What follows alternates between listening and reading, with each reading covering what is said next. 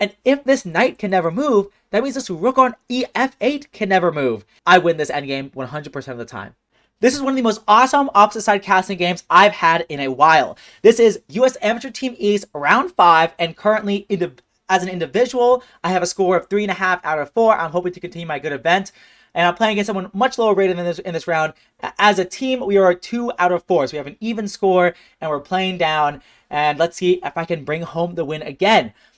My opponent, I play e4, and my opponent plays a Sicilian, and I play knight at c3, and after d6, I like to go for this move d4. This is the Magnus Sicilian, and she actually goes e6.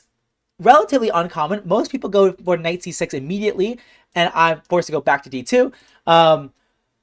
But some people, I've also seen people go a6 to prevent bishop b5 in the case of knight c6.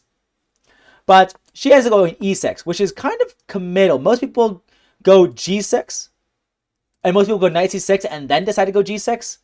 But of course, she can't go g6 here because that would be sad.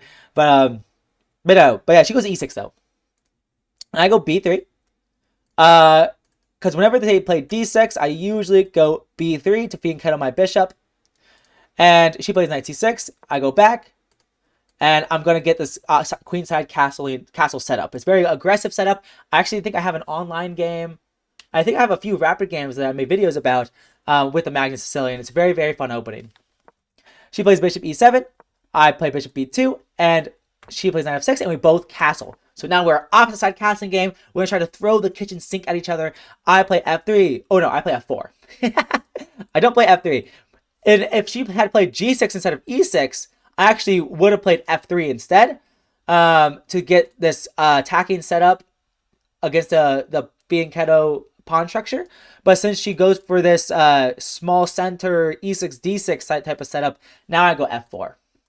So I'm expanding in the center, but also expanding towards the king side. This f pawn can be used to attack the king, but also control the center. So this f pawn is very, very good. She goes a6, and now I play one of my most fun moves, g4.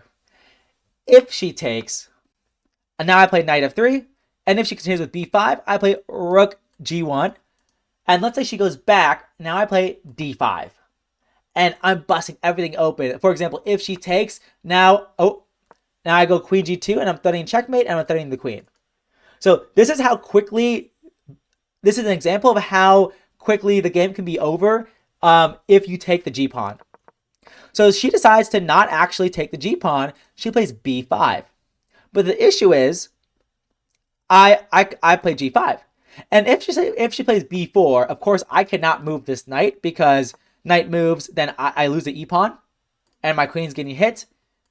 And that's bad news bears. So after g5, if she goes b4 after g5, I can take, and after she takes, it may look like, oh, I continue with my my capture chain, but the issue is she takes my queen with check, which is an issue. So actually, I can't do that. So the best move, actually, after g5, if b4 happens, after pawn takes knight, now we play queen takes the c pawn, queen takes pawn, and now if bishop takes, we can either play e5 immediately or take the knight. We play e5 and then take the knight. Actually, no, the pawn's pinned. We play e5 first or just take the knight immediately. Either way works. And yeah, white will win because they're just going to be up a piece. But she doesn't play b4, unfortunately for me. Although that would be a quick way to end the game. That wouldn't be that fun.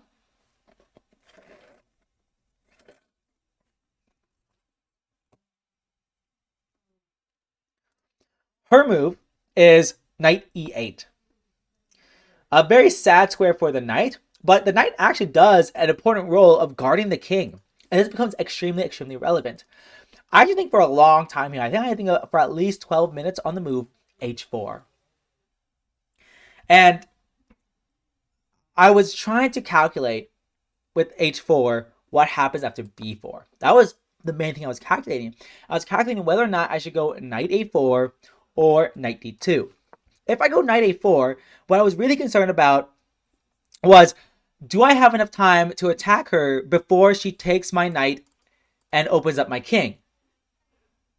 Because this knight does a great job of preventing the A pawn from running down the board. But, like, if she plays bishop d7, and let's say I play h5, and he goes knight a5, at first I was like, oh, she can't do this because she's going to lose this pawn. But then I was like, that literally doesn't matter because she's just going to play rook b8, force my queen away. And then I thought she might kick my queen around even more. Although in this case, she can't do that. So maybe she does have to play rook b8 and not allow me to take the b4 pawn. But I was trying to calculate whether or not she would allow me to take the b4 pawn. But what if she plays rook b8 first, and my pieces on the back rank? Am I able to break through her attack, especially with the knight on e8 guarding the king? So I was thinking about that for a long, long time. So I actually thought for like 12 minutes here before I decided to play h4. And my conclusion was that after b4, I do not have to worry about her attack on the queen side because this knight actually hinders, like, even if the h file gets open with a5, a4, a takes, b take, or a takes, and this a file is open, there are no threats as long as I have my dark squared bishop. As long as she's not able to trade off her dark squared bishop for my dark squared bishop, it's actually going to be really hard to attack my king because the a1 square is always covered. So that was my conclusion. So I actually played knight ce2. I didn't go knight a5 because I didn't want to think about her damaging my pawn structure on my king side if she's able to play bishop d7 and take my knight. And she plays a5, and I played knight d4. And I think things are going pretty well. I thought she might, I wasn't sure what I was expecting her to do. I thought she might play bishop d7, maybe, or maybe play something else. But either way, I'm removing, if she ends up taking. But no matter what she does, I'm actually going to take the knight, and I'm going to have control of this diagonal. This knight on c6 was doing a great job controlling this diagonal, these two center squares on this diagonal. But now with it gone, now I have full control, and this knight can never move. And if this knight can never move, that means this rook on ef8 can never move. And if these two pieces can never move, well, that means that her attack, it doesn't matter if she gets her a pawn down and opens up the a file and gets her queen in, her attack is not going to break through. That was my conclusion, and I'm very proud of it, actually. She plays bishop d7. I play knight f3. I was thinking about going h5 immediately, but there was something about h5 that I didn't like. I knew, like, for example, let's just say she plays bishop c6. Like, I could never break through with only the pawns alone. For example, g5, she could take, and if I take... Actually, this move is really interesting. Because if pawn takes, then check here, check. And I'm going to checkmate. Oh, except the king gets out. Wow, that's crazy. Whoa, that's too much. Anyways, I do get the piece back, actually, if that happens. Anyways, I actually didn't consider h6. Oh, bishop f6. Yes, bishop f6 would be bad for me. Yeah, so g6, then like takes, and h6, for example. And I was trying to calculate, like, is it still good for me? Like, I don't really know. Like, so, and I still haven't gotten these pieces in the game. And if you're going to fight someone, you should use all of your forces to fight them. So, so after bishop d7, I did play knight f3. I thought a very, very natural move, and it will help support my g pawn if either my f pawn or h pawn moves. And it just felt very natural move. She plays bishop c6. I'm not sure why she didn't just play bishop b7. I don't know if the bishop is better placed on c6 and b7, but it felt like a little bit of a waste of time to do it like this. I'm not really sure what she was thinking. Either way, I play h5. I continue my attack. So this maneuver was a little bit slow in my opinion. And now she plays f6. And another important thing about this game was that the bathroom was closed for many minutes. Like, I went to the bathroom like 5 times, and every time I went, it was closed for cleaning. Closed for cleaning. this becomes extremely relevant. This becomes extremely relevant because after f6, like it feels like my attack is breaking through. I just need to figure out the right moves. Spoiler alert, I don't find the right moves. I ended up playing bishop c4 because f6 did soften up the square, and d5 is or e6 is not guarded and is pinned to the pawn, so she can't go e5, for example. And she kind of thinks for a while here. I think I'll move 18. Do I have the notation sheet on me? I should. They have the bishop c4. She thought for at least 10 minutes here, and she played the move d5. Really, really shocking, but honestly, practically, really an amazing idea. The idea behind this is that for the cost of one pawn, if white trades everything, black is probably slightly better. I'll show you. So e takes, bishop takes with check, bishop takes, queen takes with check, queen takes, rook takes, and now pawn takes. And I don't think white is better.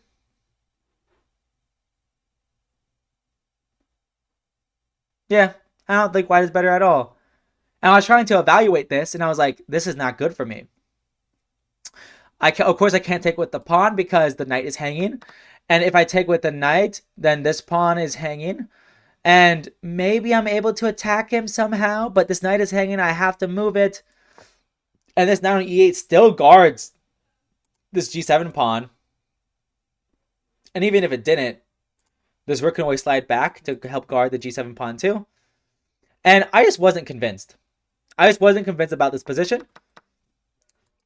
Like, I really, really just had to, like, I was, like, amazed. I was calculating. I was trying to evaluate this position, and I was absolutely amazed she found this idea to play d5. Of course, maybe she played d5 because, well, partially because she found this idea, but also probably out of desperation, too. Like, if you don't have d5, what else do you really play?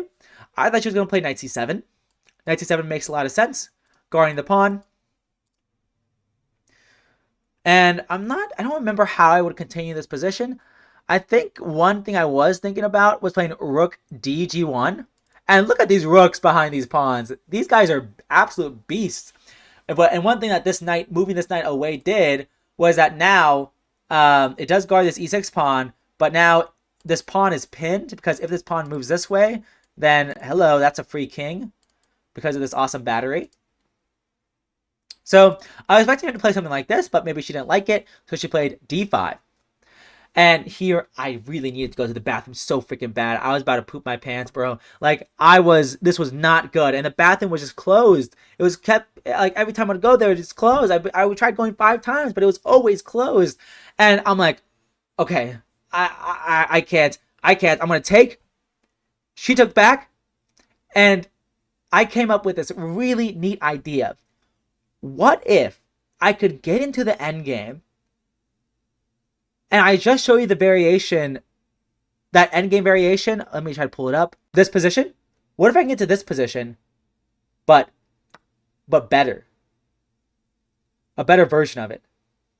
So in this position, right here, in this position, I played g6. So now, of course, if she takes, then hello, check, you lose the queen. And I'm going to take her and open up the H file. But she shuts it down. Well, now I move my rook over, attacking her bishop. I move my rook over. I have about 20 minutes left on the clock and like 20 more moves to go before the second time control of an additional 30 minutes. I run to the bathroom. So, in other words, this decision was kind of rushed. Not saying it's bad. Like, this might actually be the best move. But I honestly didn't really have the time to consider other options. But I did think it wasn't that bad, because she still can't take because she loses her queen. But it does give her time to do something else. She plays knight c7. And I really felt like I was in dire straits because I didn't know what to do. Well, I came back from the restroom, and then I was like, what do I do now? What do I do now? And I didn't really think about queen f2 that much in the game, even though the pawn is pinned, so he can't take. But maybe goes king h8, and like maybe a middle game with the queens on is good. But at the same time, like I'm the only one that's gonna get attacked now. Like now she has so much time. Her king is going to be super safe in the middle game because this pawn structure is completely locked. Unless I'm able to sacrifice a piece and break through, her king's gonna be very, very safe. So, um, so that's like one concern I had. I end up playing this really interesting move, Queen B6. At the time, I felt like it was the only move I had. It attacks the bishop, maintains a pin, but she does play Queen D6 though, which is an issue. And this is an issue because after Knight D4, well, firstly, you can't take this pawn. This F4 pawn is hanging with check, but after the king moves, this bishop is hanging, this bishop is hanging, this knight is almost hanging, but it's defended by the queen. Like, it's just bad news bears if you take the pawn. I don't think you can take the pawn. But the issue is bishop d7, and I was really concerned. Like, she thought for a long time, for at least another 12 minutes or something like that, on bishop d7. And I took instantly. It's my only option. But I was really scared because I thought these pawns were very weak. These pawns looked kind of overextended. In hindsight, I think I played very, very well to actually take advantage of this middle game. I think I did. I think I played this ensuing. You call this an end game. I don't think this is more like a middle game, more like a queenless part of the middle game. I actually think I played this part very, very well. Although at the time I was like, oh no, am I going to be okay? Though the one thing, there's a few things I have going for me. One is that the king is actually really boxed in by my pawns.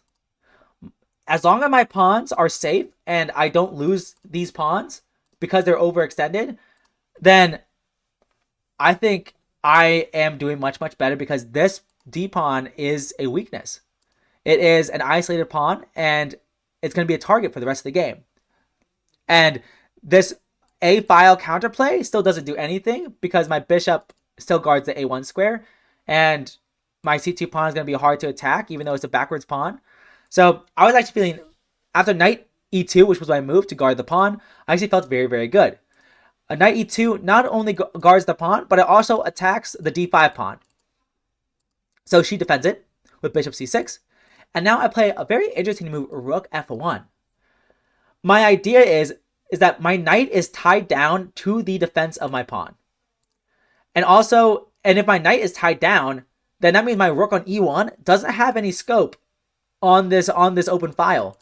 Additionally, even if she doubled up on the e file, my bishop and potentially my knight after it moves, they guard the e2 square, and my rooks guard the first rank really well. So even if she doubled her rooks on the open e file, she couldn't infiltrate that deep into the position.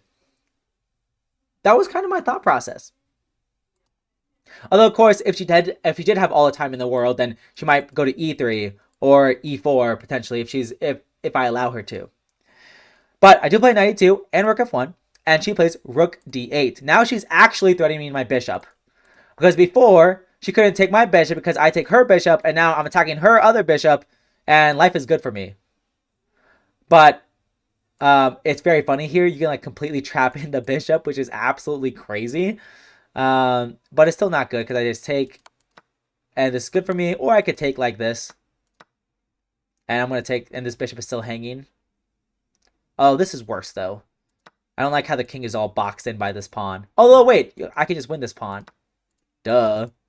So actually that is better. Okay.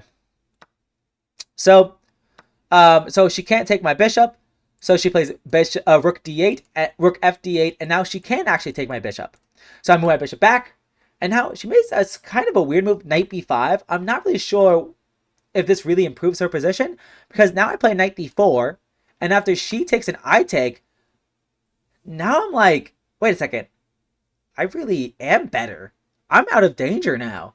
My bishops control this open file really, really well, and she plays a4, but that doesn't matter. Like, that a file counterplay isn't going to amount to anything, and the more pieces we trade off, as long as these two pawns can't be taken and I guard them effectively, I'm better.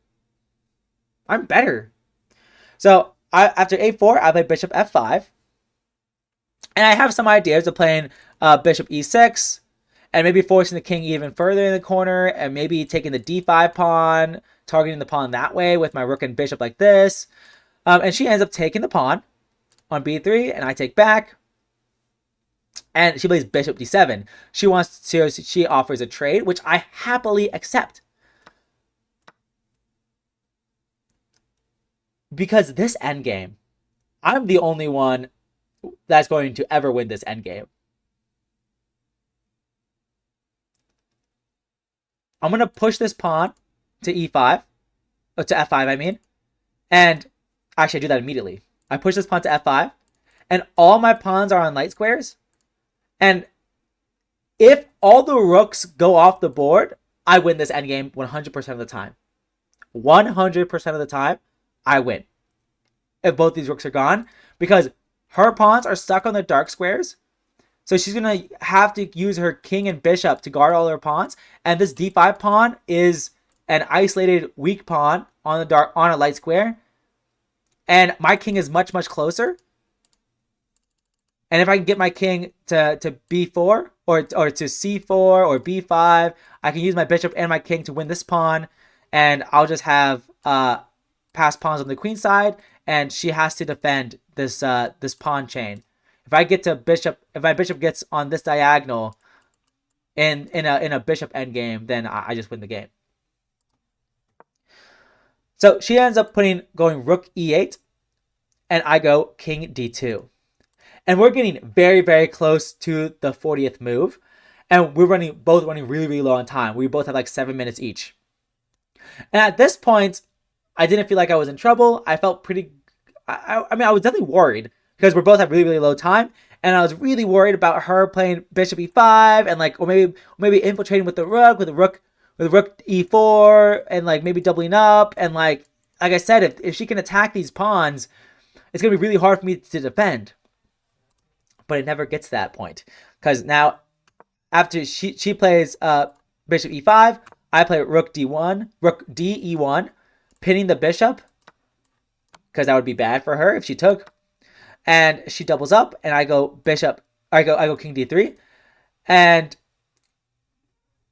of course, if she takes, I take, she takes, and I take. And with only one rook, as opposed to two, it's going to be much, much harder for her to create counterplay with one rook versus two rooks.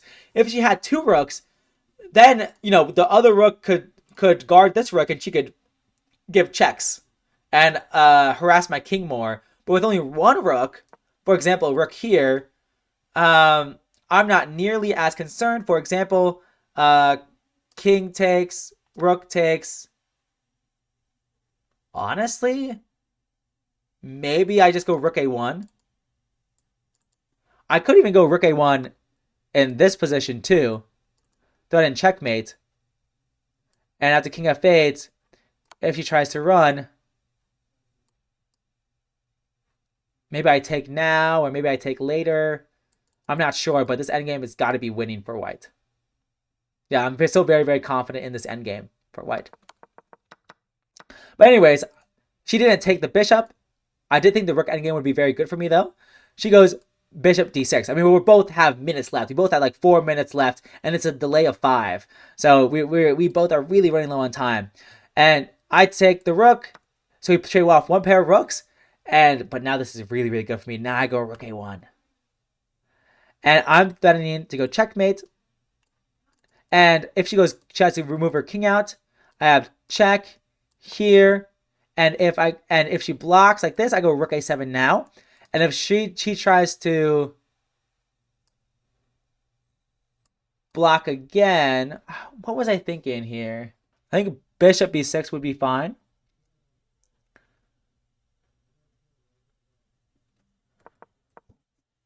Although, could I just take... No, I don't think I could take. I think rook a7 is the best. And, I mean, I've infiltrated and she hasn't. I thought there was some sort of tactic I could do here. Doesn't look like it, though. Anyways. So I go rook a1, and she goes rook e8 to guard the back rank. And now I go rook a7, and we both have a minute on the clock at this point, and she goes rook d8, and I play bishop b6, and I made the 40th move. And I go to the restroom again. And I made the 40th move, so I get additional time. I'm attacking the rook, and if she moves it somewhere else, then I can attack the bishop and win the pawn, for example. And life is pretty good for me.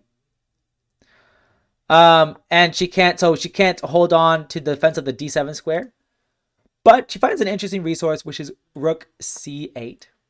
And if I go rook d7 now, well, now she can go check. And if I go up towards the pawn,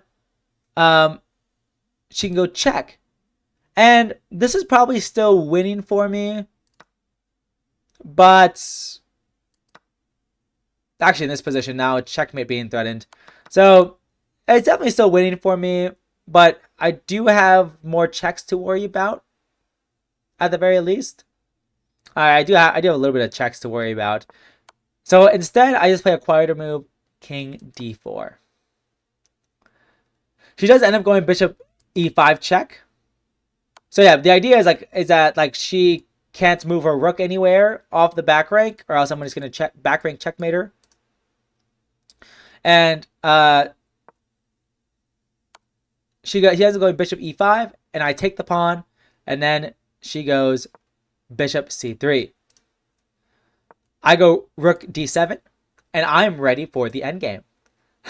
I am ready for the endgame. I won the d5 pawn, and I'm going to force a trade of rooks, and she still cannot move the rook off the back rank because it would be back rank checkmate, and there's nothing really to be done here. She plays rook e8, I pin the rook, she moves over, she takes, and then plays king f8. I play bishop b6, she plays king e7, and what's beautiful is how far down the board these pawns are, and how my king blocks off the opposing king. Like, she really has no activity, no hope. I play king c4. She plays bishop e1, and I just take. And she plays king c6, and I just play king c4. And after I push this b pawn, she resigns. Yeah, this was a really fun attacking game, and it was kind of dramatic. I think just looking at the game as a whole, I think I did a good job in the opening of just playing g4 and g5 and h4, and realizing that I don't have to go knight a4. Just the fact that the knight is on e8 means I have more time to set up my attack. I don't need to try to defend the a file being open, especially since my dark squared bishop is uncontested as of now. I'm very proud of that realization. And I eventually trade off this very good knight, her best minor piece, in the position at that moment. And I'm very happy with this. Very happy with this. And here I'm just very, very curious. What is the best move for white? I'm actually going to turn on the engine here. Bishop c4 is the best move. And d5 is the best move. But in this position, it's already +1. So it's pawn takes, e takes. h6 is the move. What? But g6. Oh my god. f5. This is the way I needed to break through. Oh. Alternatively, I could also go bishop d3 too. And this pawn is pinned due to this h8 square. So if they do take, then queen h8, and the king would be forced out, which would be pretty good for me. Yeah, queen h8, and the queen would get in. So yeah, very awesome attacking idea. Okay, but in the game, she took, and the move I played was g6. And it's still a good move. She plays h6. And here, I play rook he1, which takes down the advantage by a lot. Although it's still a good move. Yeah, rook he1 is one of the best moves, which is good. And she plays knight c7. So apparently, wow, queen b6 is the best move? Nice. Queen d6. No way. What? Knight e5?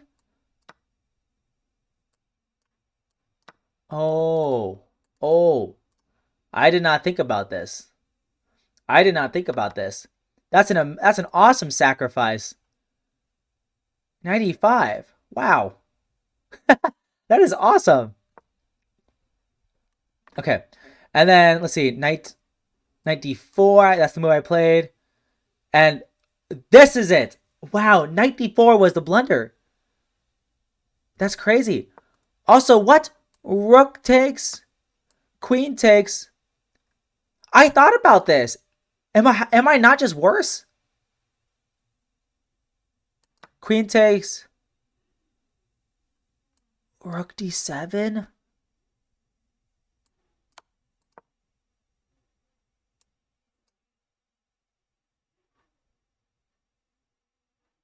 Knight e6.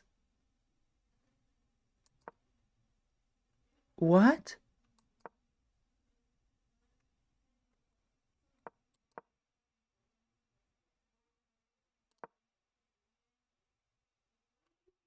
What? I did not calculate this at all. That's crazy. There's so much I missed. I saw that I could take the bishop, but then after queen takes bishop, queen takes bishop, pawn takes bishop, queen takes king h8, I stopped calculating. I'm like, okay, this isn't very good for me. And it's not. But this is the in-between move I missed. I missed rook d7, completely abandoning the back rank. That's crazy. This is an awesome move. That's an awesome move. Wow. Okay, that is super cool. Wow. Okay, but bishop c1. Wow, the maneuvers here are absolutely crazy. I can't believe it. But queen b6 being an awesome move. That's awesome. It's a great move. Man, I'm so good at chess. Except when I'm not. Knight d4 was horrible, apparently. Now it's equals to 0.00 after I play this move. Because bishop d7, and now I have to trade, and I play knight. Wow, wait, what was the move? Bishop d3, giving up this pawn with a check, king b1, rook fe8. How is this 0.0? I'm down a pawn. Bishop f5. Oh, because black is still cramped? And if you take bishop e5, I guess this pawn is weak. The d5 pawn is weak. Is that why? This is crazy. I can't believe it's 0.0. But I mess up immediately. I defend the pawn, which is a mistake. And now she needs to put her rooks on the e-file, but instead, or play bishop g4. How is bishop g4 better for her? Because don't I just take? Takes, rook rook ad8.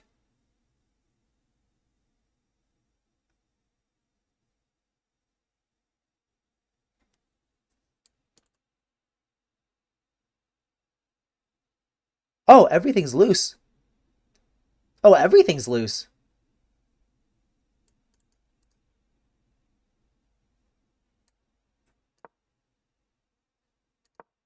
Oh!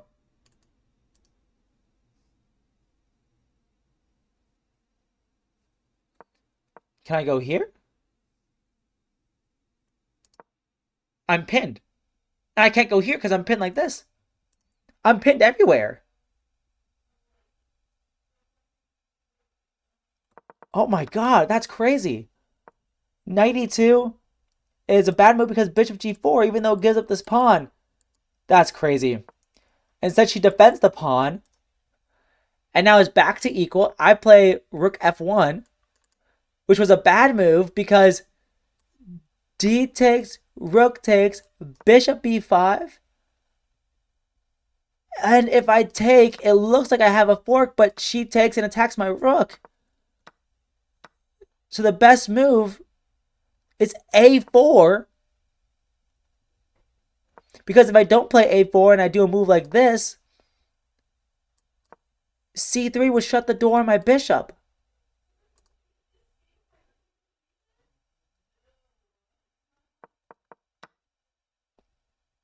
Oh my god, these lines go crazy. such a sharp queenless middle game. And here I should be back to it. It's back to equal now. She plays a4, and I play f5, and I have to be much better here, right? Yes, it's back to +1, plus 1.2. Wow. And I'm still better. And yeah, this endgame is trivial. It's trivial. Yeah, this endgame is very, very much winning for white. So wow, I'm just gonna hit the game review, and I'll see you guys in the next one. This was a really, really awesome game.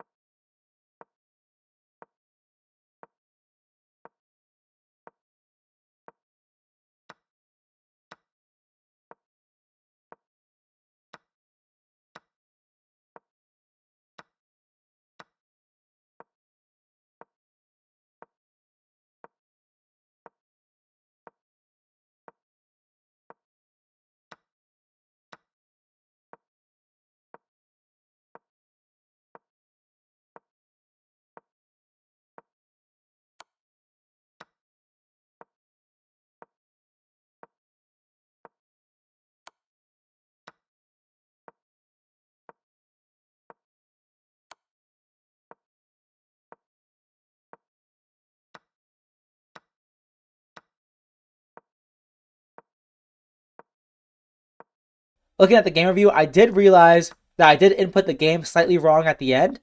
After bishop c5, she went king e8, not king d7, because king e8 guards the bishop from going to f8. Like if she played king d7, then she would have been able I would have been able to eat up these two pawns.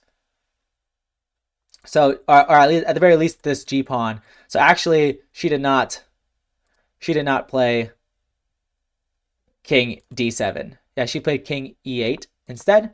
But the same exact thing happened when I went here. She went here, and then we took like this. And then at this point, she resigned in this position. Yeah, slightly different position, but same result. And also, we won the match. I think it was 3.5 out of 4. We won the match. So Kevin drew on board 1, but other than that, we won. So woohoo! So we ended this match with 3 points out of 5.